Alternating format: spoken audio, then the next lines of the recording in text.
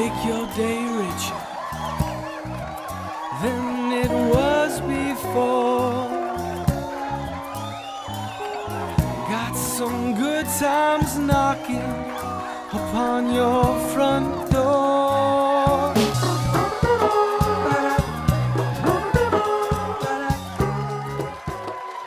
Well, hi, everyone. Welcome to the 211th episode of Make Your Day Richer. I'm so glad you're here. We had a little oopsie, which is, if you're watching us live, we usually go live at 10 a.m. It's 10:12, but our guest that was scheduled today did not show up. So we have Sara Freeman Smith here today, who's amazing, and we love her, and I'm so glad that she was able to come join us today. So we're going to do that, but we had to get videos ready and do other things and update, but we're here now. And we've done 210 episodes of this show already, and let's see how many views we've had in 210 episodes. Drum roll, please.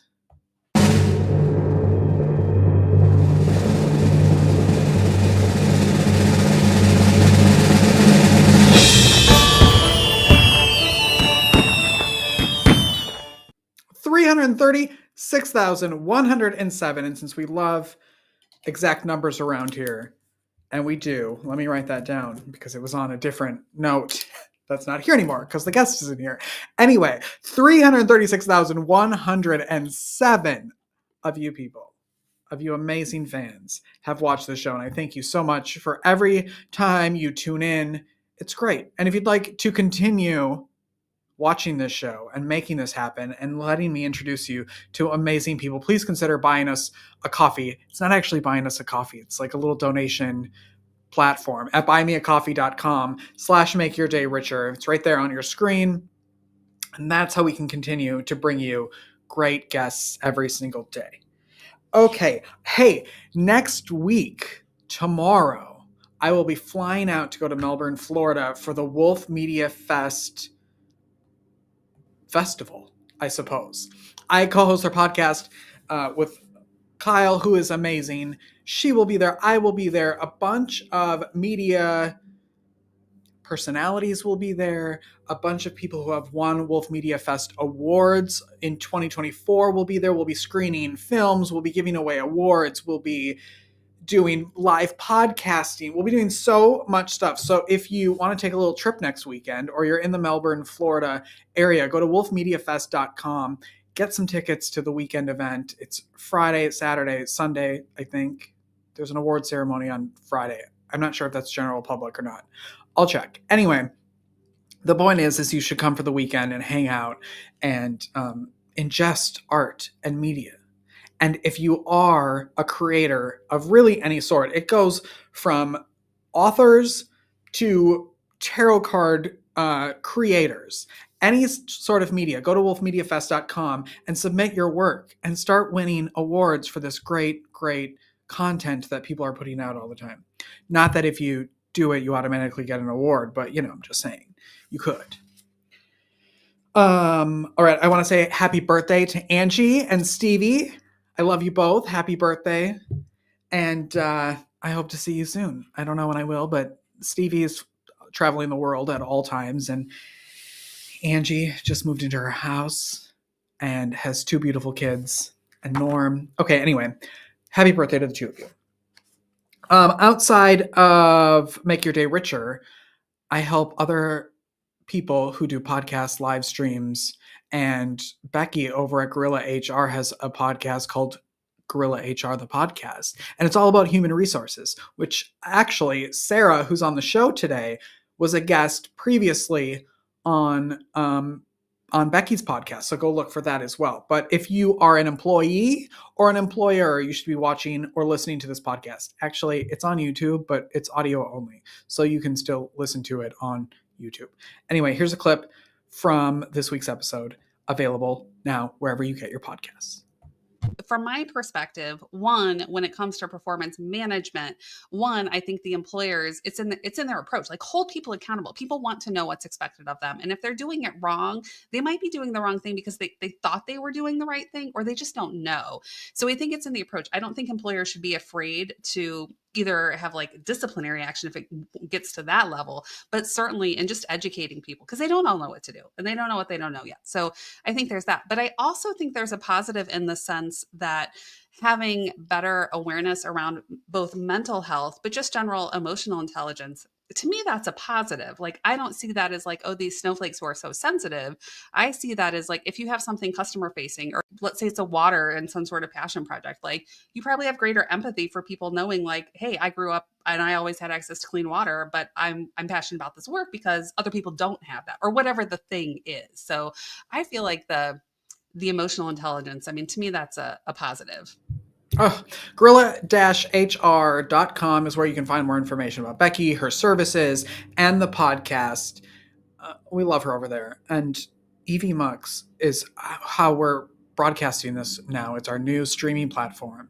And I love them very much. And if you are looking to do anything live streaming, one, get Evie Mux, or just give me a little ring at makeyourdayricher@gmail.com, and we can help you with your podcasting needs. And just some, maybe not that Evie Mux is watching or cares what I have to say about anything, but they should have a timer. So when we play these videos, there's a little button. I do a timer. And why is my stuff still up there? Let's get back to here. No, let's get back to, oh, that's because it's the coffee. See, I know what I'm doing. There's a button and I press it and the video plays. Evie Mux, Evie MUX is this program. You should have a little like countdown so we know how long the video is, for how much time we have to until we have to be on camera. Okay, I'll send that to them. Anyway, y'all don't care about that. That is all I have to tell you today, because we have a great show and we need to start right now, because our guest is a catalyst for motivation and a powerful advocate for inclusion. Sara Freeman Smith has not only navigated a successful career in HR while experiencing vision loss, but she is also dedicated to empowering individuals of all abilities to discover their unique purpose and achieve their goals. Through her book, Turning Stones into Gems, and her inspiring presentations, Sara helps people see their inherent value and believe in their potential. Please welcome, say hello, to Sara Freeman Smith. I'm so excited that you're here because I feel like we have so much to talk about. So thanks Mhm. for being here. Okay, great. Thank you. I know we talked about this before we went out, but I kind of want to talk about your glasses because I think they're Oh, revolutionary and are going to change absolutely. people's lives. So can we? Absolutely. Yes. What tell every you have the like Meta Ray-Ban glasses that you Yes, just got. I do. I have it's Ray-Ban Meta smart glasses, and it's a partnership between Ray-Ban, obviously, and Meta, which, owns Facebook, etc. And what they did, I think about a year and a half ago, is develop a way for gamers, video, social media people to be able to take pictures, videos, and things without having to use their handle their actual phone. And what we've discovered in the blind and visual impaired community is it also has an integration of AI, which, Meta does have AI, artificial intelligence. You can speak to the glasses. You can ask it to take a video or a photo. I am totally blind, went to my cousin's wedding not too long ago, and the blind lady was taking pictures of the wedding party. Oh my And all gosh. I did was tell them, be at 12 o'clock from where they were standing and I was standing. And they said, Sara, you're 12 o'clock right in front of us, had a good distance. And I said, smile. And I told Meta, take a picture or video. It downloads to an app, and you can then instantly go and put it on Instagram, Facebook, or your other social media platforms. I thought that was the coolest thing. And then it even allows you to share it, with even a text message. But the cooler part is it can also read things like menus. It can read my mail, things that I ordinarily would use some of my apps and other technology, being a blind person, to assist me, well, I'm hands-free now with my glasses. I can go into my pantry, and if I'm looking for some seasonings, I can hold it up in front of me and ask tell me what I have in my hand, and it describes it. So I am just Wow. over the moon with these glasses, and the price point is quite reasonable. So many in the blind and visually impaired community are using them. And the cool part is, some blind people have problems with light. So with it being Ray-Ban, you can get them totally as sunglasses, as transient. Where inside they become Mhm. lighter, and when you go outside they become darker. And then in my instance, mine are clear because I'm perpetrating. I can't see. I have about 95% vision loss, but I said, hey, I want to be cool. I just want to have, like I'm wearing regular glasses. So that was the reason I chose mine. And then they come in round frames or square frames. So I think it's the greatest thing as just another tool in our toolbox in order to be able to live, a successful, independent, Yeah. a socially integrated life. And it's great. Yes, absolutely. You know how, well, I was just yelling this morning because I couldn't even get my printer to work. So I hate technology. Uh, and so it's always Right. shocking to me when it's so advanced like that. How has it been? You know how, like, when you use whatever, like talk to text, Hmm. and sometimes it screws up the words or doesn't read it correctly. How Right. has that been with those glasses? Well, I have to admit, it's about a 50-50 shot with the AI. Okay. And I tell people that because, again, Meta hasn't been in artificial intelligence like Chat GPT has been for Hmm. many years. So it is still building. As a matter of fact, it will even tell you, I'm not able to support that particular feature at this time, but I'm Uh, learning. And then maybe a month later, you'll have an update and it'll do it. When I initially got mine, it wouldn't read the prices on the menu. It would thoroughly read a menu. So, for instance, I'd go to a restaurant and say, "Tell me what chicken entrees are listed." Well, it would read them all off, but then I'd go, "Well, what's the price of the chicken parmesan?" And it says, I'm unable. I'm going, "Well, you read everything else about the menu, so why not?" the important part is how Yeah, much is it? exactly. But several months later, now it has integrated, Yeah. and again, I don't know, what they did on the backside. And artificial intelligence, it's going and searching the net. So sometimes Yeah. it scrubs it and it can't find it. And I've even had it just flat out made up something. And I go, okay, Meta, you made that up. And it says, I Mhm. sincerely apologize. I'm learning still. And I'm going, okay, because if I know what I have in my hand, I'm just asking you to give me a little bit more information and it just goes Yeah. left. So it's about a 50-50. But I think, again, with anything in artificial intelligence, it's a double-edged sword for, especially for me being a writer, because there's infringement on creativity. But as a Mhm. blind person, oh my gosh, it's such a resourceful tool because it helps me do things that I could not do or it would take me a whole lot longer to determine just a simple description of something. It can go and look and tell Yeah. me the color and this thing and that. So, those are the kinds of things that's pretty cool. So, yeah, How wonderful. This is yeah. not a paid advertisement, but if No, it is Ray-Ban not. does want to sponsor Hey, Sarah and would I, not let's it go wouldn't for it. hurt our feelings exactly. No, no. Well, Absolutely. Sarah, you were not born blind. Can you tell No. everybody your story of how you became legally blind? Yes, sure. It's a little bit of a strange story. I was mid career in HR recruiting.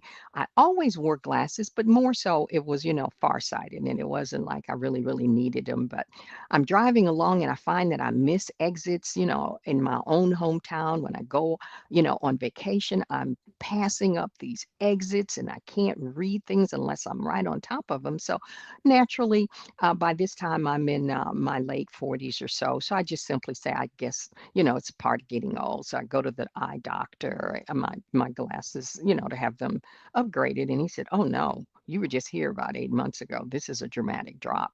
Needless to say, I had to go through a lot of specialists and a lot of testing. And it was ultimately determined about maybe 2 to 3 years into the testing as my vision continually to diminish. And you're frustrated, you're going, what's causing this?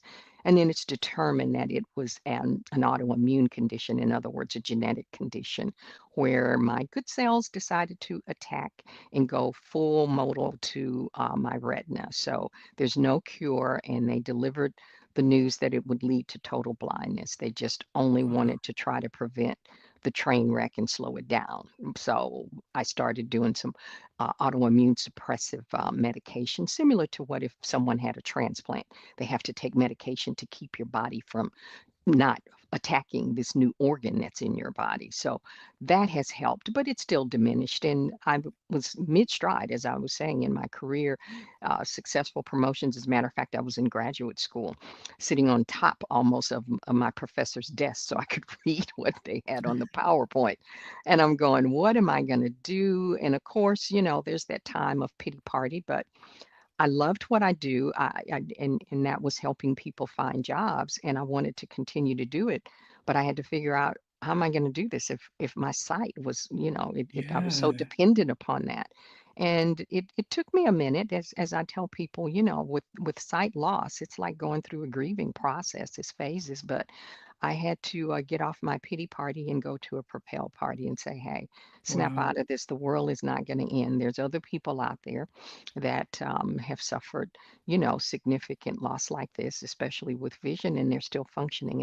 And the best thing that I could do was to start learning about and joining support groups, and that's what Oh, helped me at least kind of realize, okay, there is life after, some sight loss, and that's what caused me to progress. And then I decided, well, if I'm having this situation, imagine there's got to be others, especially from an employment perspective, because here I am in HR, right? I should know there's accommodations, there's laws that protect individuals with disabilities.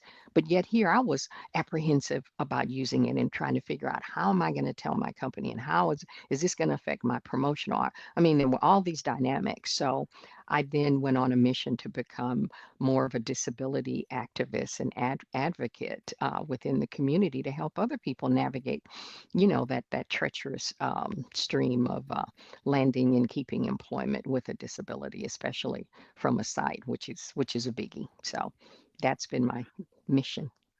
how long from your diagnosis until you were 95%, you said, I, legally blind? I'd probably say it took about 10, 15 years. I've been Okay. about 95 for the last maybe 4 or 5 years, just prior to the pandemic, because now at first I didn't have to use a cane, but now I do use a cane to navigate because I would almost literally be bumping over, furniture, people, and that sort of thing, because they would have to literally be on top of me before I could, discern. And color loss, that was one of the first things early on. I totally lost the ability to discern any type of color. So everything looks like, I guess, like grayscale to me, so to speak. Hmm. Yes, yes. How many people have what you have? Do you know? It is very rare for autoimmune retinopathy, a very, very small percentage, because they did some testing through NIH and things of that nature. But within the blind and visually impaired community, I probably say a good maybe 3 to 4% of the total population will suffer or either totally blind or at levels of, let's call it legal blindness. And the unfortunate news is baby boomers, I obviously one of them, they're only getting older. More and more people will begin to suffer more vision loss just with the national, natural aging process. Hmm. So tell Yes. everybody about your book, Turning Stones into Gems. Oh, yes, yes. Actually, Richard, I wrote the book 25 years ago when I was fully sighted, and I told people I was like the ever ready bunny all over the place. I was actively recruiting and helping people find their career path. And what I always wanted to do was to reach the underserved communities where most individuals weren't being attracted or paid attention to. Because again, I came from an underserved community and where society would have dismissed me if I didn't, have solid faith in fantastic, godparents that taught me to believe in myself. So I found myself going to these places and I would tell my story, and everyone would say, "It's so inspirational. You're so encouraging. Nobody ever told me I had value. Nobody ever told me I had worth and that I could be somebody and how to go about doing it. And you should write a book." And I just dismissed that. But ultimately, I say God has a way of getting one's attention. I stopped a little bit off the merry-go-round and I wrote the book 25 years ago and said, "Okay, I did this for about 3 years. Okay, now I got back into the corporate world." Well, fast forward, we have the pandemic, and again, people started reaching out saying, "Sarah, we need your book," because at this point, I'm not sure this is what I want to be when I grow up for the third or fourth Mm. time. And I want to do something that makes an impact, that'll make a difference in people's lives. And I'm not sure how to go about it. And actually, I just don't think I can do this. And so that's what caused me to go back, update it, dust it off, and say, okay, I need to go and help some people, kind of redefine themselves and reinvent themselves. Because again, now I had to do it in a totally different manner. I had no sight. So how do I rewrite my book? How do I publish my book? How do I market my book? All those things dramatically changed. And then my whole philosophy is if I can do it, what's your excuse? And can you tell everybody the story behind the title of the book, Turning Stones into Gems? Oh, yes, yes, yes. As it turned out, I had this title for several years because I had a consulting firm, business training business, before I wrote the book. And my son at the time was probably elementary school and, Discovery Channel. And he goes into the Discovery Channel store and comes to me, "Mom, I want to buy this rock. I need to buy this rock. I need it." And I'm going, "Now look at this rock. It's a geode." And if you know what a geode is, it's a crusty old rock, but when you crack it open, it is beautiful quartz Yeah. crystals, so many different colors. And I said, "You got plenty of rocks in the backyard. I'm not about to go spend $20 on a rock." And he says, "No." And then he drags me over to the display, which is the geode cracked open, and it's a huge one. And I go, "Oh my God, that's inside of this crusty old thing." He says, "See, you didn't think it was worth anything." And that snapped. And that's what we as society do. We Mm. judge people on our outward appearance and not the true value that's on the inside. And so I use like a diamond in the rough kind of philosophy. If you see what that diamond looked like before it has gone through all of that, refining and chiseling away process, you would never think it is one of the most precious, gemstones in the world. So you've got to shed that outer debris, which could be toxic people, toxic relationships, situations, whatever that may be. But don't let someone judge you based on your outward appearance and your circumstances. It's all on the inside. So I usually Yeah. hand out little gemstones whenever I speak so that I show people. I give them the geode, and of course, when they see that, and they go, "Oh my gosh, that's where your worth is. It's on the inside, and no one can take that from you." Who So would you say the book is for? the book is for someone who is in a situation, and when I wrote it, I even felt like I need to do more. It's okay what I'm doing, but I know that I can do something more and more impactful.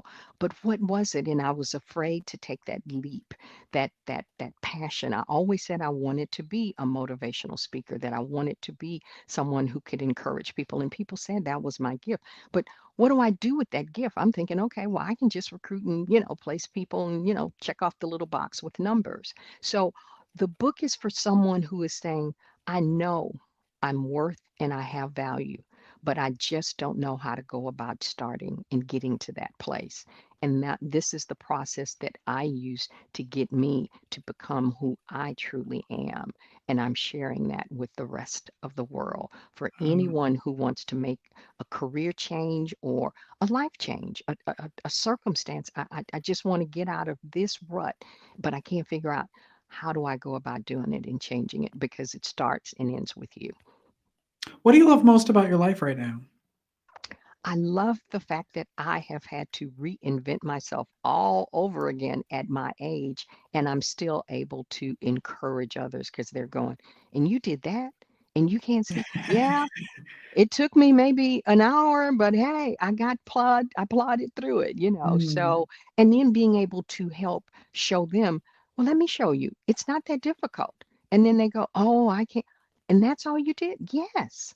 But it's the asking. So I'm thoroughly enjoying this aspect of my life where I can ask, I can learn, I can leverage, and then I can share because I truly believe if I can just help just that one person a day, then I've done my job and I can check off my box and start the new day all over again.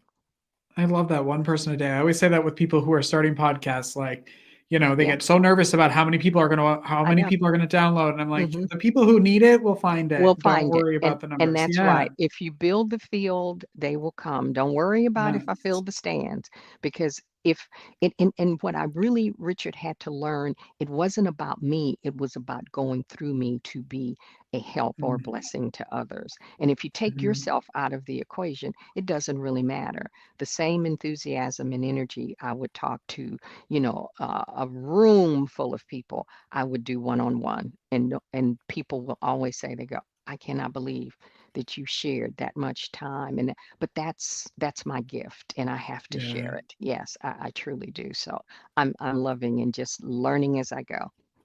Well, and also just to keep Sarah accountable, she told me before the show that she's hopefully going to be starting a podcast soon. So I think that's a great idea, and I'm going to throw Yes. that out there now, Oh, so we thank can look you. back on this. And you come back, please, when the podcast I debuts, so we can certainly talk will. about it. I Good. certainly will. I definitely Thank, will. thank you so much for being here.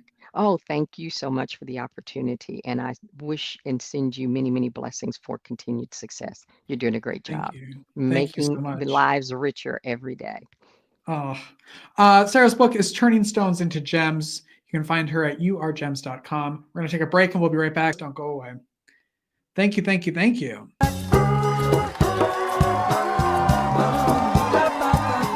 Life is difficult. Are you feeling overwhelmed or like you could use a little support for your mental well being? Visit the Help Hub. It's the most comprehensive and inclusive free online destination for mental health resources, helpful tools, crisis hotlines, and supportive content. Just go to thehelphub.co to find the resources you need when you need them most. Unlike other resource pages, the Help Hub is divided into 16 different categories, ensuring that everyone in every community has access to the resources and support that matches their unique needs. Find the help you're looking for at thehelphub.co.